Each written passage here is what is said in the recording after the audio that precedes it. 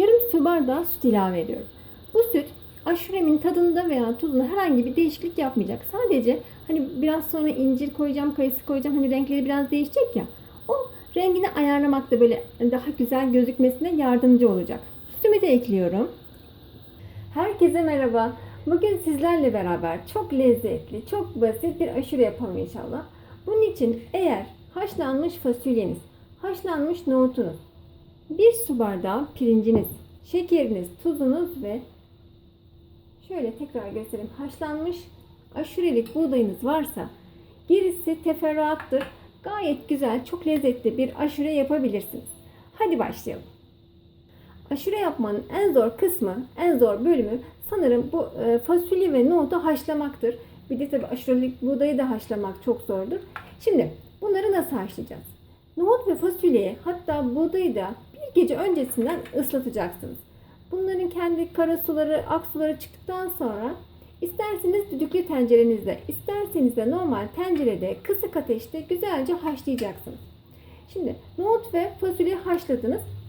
Aşurelik buğdayı haşlamak için de mutlaka bir gece öncesinden ıslatın. O suyu bir dökün, çünkü o kara suyunu kullanmak istemeyiz. İkinci suyunu aldıktan sonra güzelce haşlayın ve böyle elinizle iki parmak arasına baktığınız zaman eğer yumuşacık oluyorsa, şu anda çok sıcak olduğu için dokunamıyorum. İki parmak arasında eziliyorsa aşurelik buğdayınız tam kıvamında haşlanmış demektir. Ve böyle olunca aşure de çok daha lezzetli olur. Eğer tam haşlanmazsa aşureniz de böyle diri diri ağzınıza gelir. Hoş olmaz. Yani özleşmez. Hoş olmaz. Bunu güzelce haşlıyorsunuz. Nohut ve fasulye de haşlandıktan sonra tek yapmamız gereken hepsini birden birleştirmek. Haydi bakalım. Size şöyle bir tanesini elime aldım, sıcak sıcak. Şöyle bir tanesini şöyle ezdim. Bakın püre haline geldi. İki parmak arasında güzelce mutlaka ezilmesine özen gösterin.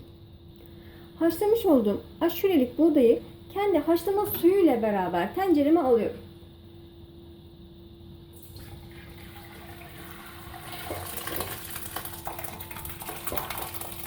Haşlamış olduğum nohutumu da alıyorum ama suyunu almıyorum. Sadece nohutunu alıyorum.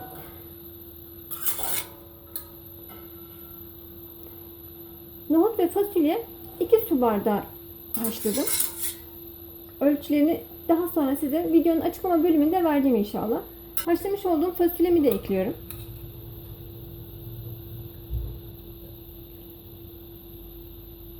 Aşureniz kaynarken mutlaka sıcak suyunuz hazır olsun.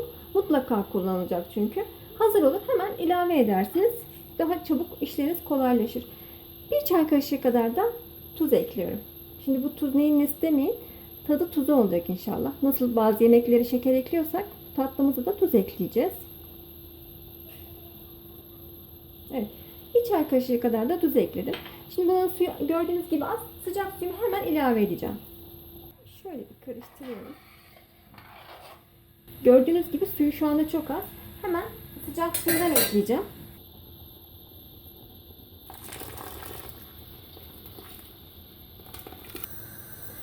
Nohut, fasulye ve aşurelik buğday yaklaşık 10 dakikadır kaynıyor. Ben sıcak su ilavesi de yaptım. Şu anda tekrar ben size şöyle bir kıvamını göstereyim. Ama bu kıvam tabi aldatıcı kıvam. Daha tam olmadı. Şimdi yıkamış olduğum pirincimi de ekliyorum.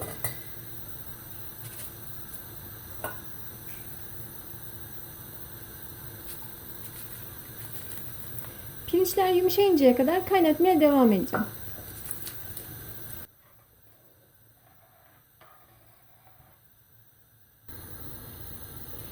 Evet, bakın şöyle pirinçler yumuşayıncaya kadar kaynatmaya devam ediyoruz. Şimdi ben size pirinçleri göstereceğim. Şu beyaz olanlar pirinç. Bakın. Elinizde nasıl eziliyor, gördünüz mü? Pirinçler olduktan sonra şimdi şekerimi ilave edebilirim. Belki size şu anda duru gelebilir ama şekerle beraber de kaynayacak, tam kıvamında olacak. Şekerimi de ilave ediyorum. Bu şeker miktarının ölçüsünü vereceğim. 1 kiloya yakın şeker kullanacağım. Ama bu lezzet veya tat herkesin damak lezzetine göre değişebilir. Mutlaka kontrol edin. İlk başta çok şekerli gelebilir size ama aşure durdukça bu nohutlar şekeri çektikçe şekersiz olacaktır. O yüzden Çok da şekersiz olursa nohut fasulye yermiş gibi olur. Çok da az şekerli yapmayın aşurenize. Yine birazını döktüm. Şöyle bakın tekrar. Bakın. Döktüm. Biraz sonra tekrar ilave edeceğim. Her zaman kontrolün bizde olması iyidir, değil mi? Evet. Çok fazla böyle ezerek karıştırmıyorum. Sadece kaşığımın ucunda karıştırıyorum. O da sadece hani tabanına yapışmaması açısından. Kaynatmaya devam ediyorum. Tekrar ekliyorum. Sanırım bunu kaldıracaktır. Ben karıştırıyorum.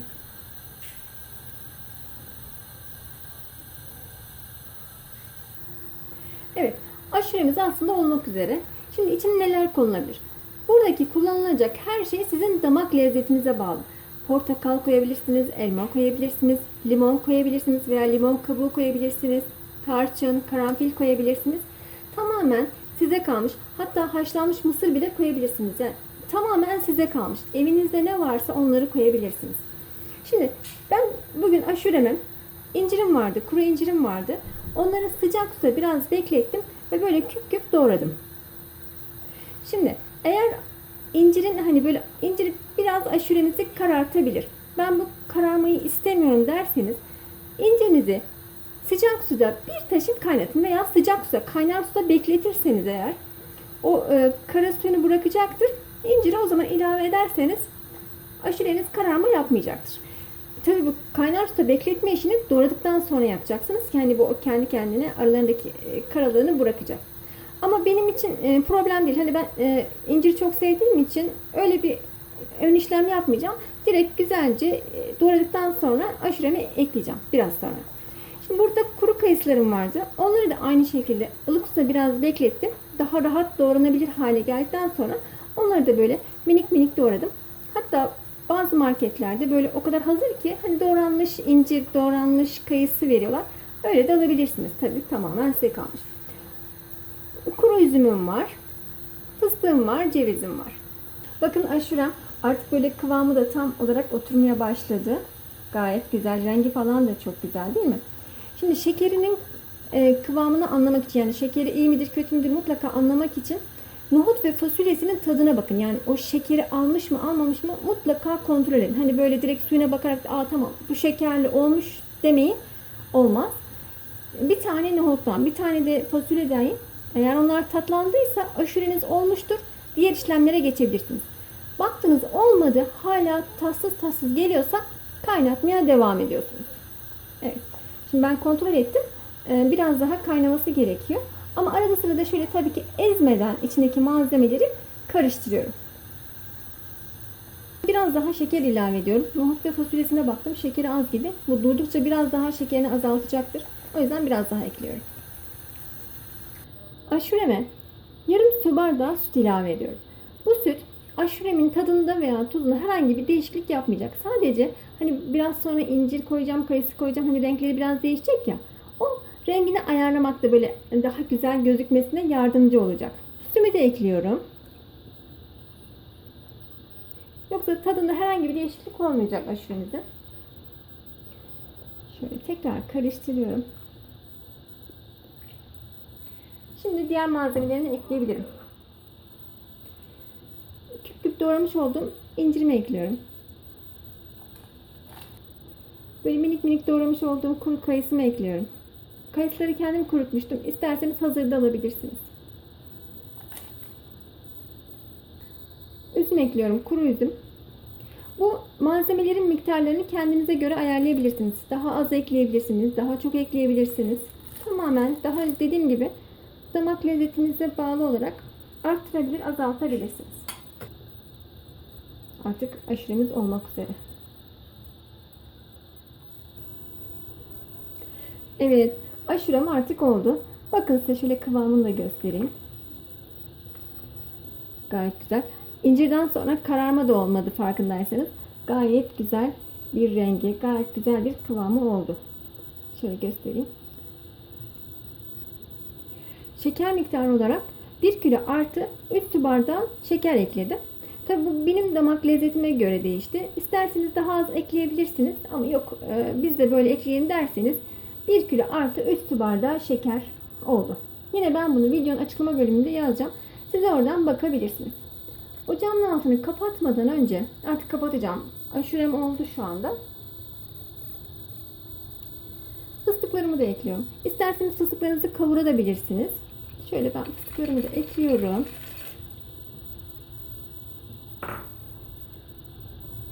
Tekrar karıştırıyorum. Ocağımın altını kapatıyorum.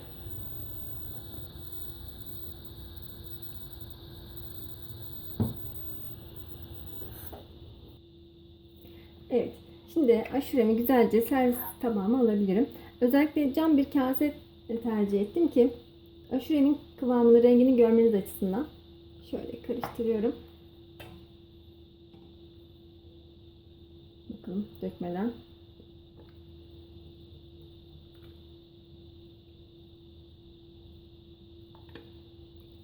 Kıvamını, rengini görüyorsunuz değil mi? Ne kadar güzel oldu. Daha biraz da şöyle incirlerinden de ekleyelim. Evet. Hiçbir kararma olmadı gördüğünüz gibi. Üzerinde istediğiniz gibi süsleyebilirsiniz. Burada ben kavrulmuş fıstığım vardı. Onları ekliyorum. Şöyle.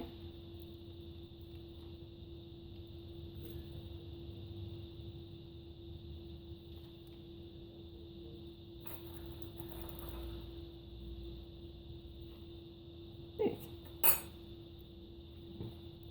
Aşurem hazır.